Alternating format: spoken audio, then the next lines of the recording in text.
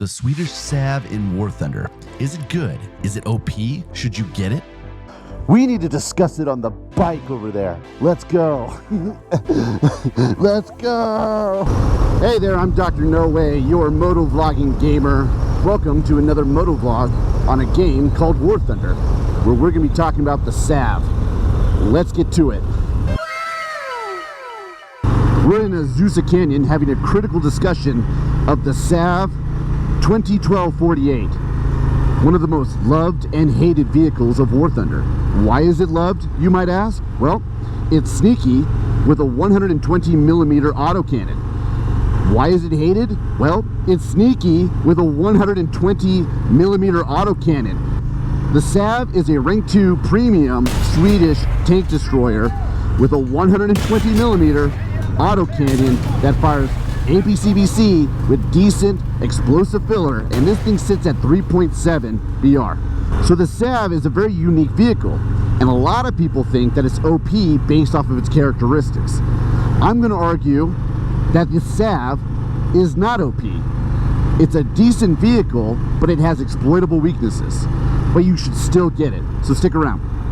Now, we've already gone over some of the pros, right? It's got an autocannon, but not just any sort of autocannon. It's a 120mm autocannon, and it sits at 3.7 BR. Moreover, it's got APCBC with decent explosive filler, and it has a 1.2 second reload rate. All right, you see how fast that is? It's got a magazine that holds 6 main gun rounds, plus another one in the tube. That's 7. You can fire all 7 in less than 10 seconds. That is brutal. It's also very maneuverable, so you can be sneaky with that thing and get across the map. And finally, the SAV has a low profile signature, so it's harder to detect and a lot harder to hit. Those are some of the major selling points of the SAV and why to get it. But that 1.2 second autoloader shooting APCBC with explosive filler, that is the reason why a lot of people think it's OP. Before we go any further, we got to take a look at this view up here. Look at that. Pristine. Now, I'm going to argue that the SAV, even though it has a lot of great features, it still has quite a few exploitable weaknesses.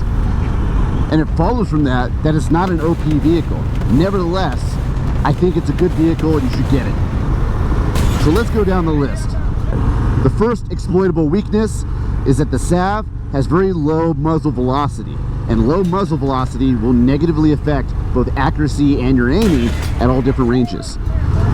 The second thing to consider is that the SAV can find it difficult to frontally penetrate certain tanks, especially some mediums and heavies, some Shermans, some KB1s that you might come up against. Now, third is that the SAV has extremely thin armor. Machine guns can kill it. Most any tank gun can kill it. It can be straight from planes because it's open top. A similar point is that there's only 3 crew members, so it's got low survivability. And finally, recall that the SAV uses a 6-round magazine for its main gun. But once you deplete that magazine, it actually takes quite a bit of time to reload it. And that can be exploited. So here's my argument. I've listed off several exploitable weaknesses that the SAV has.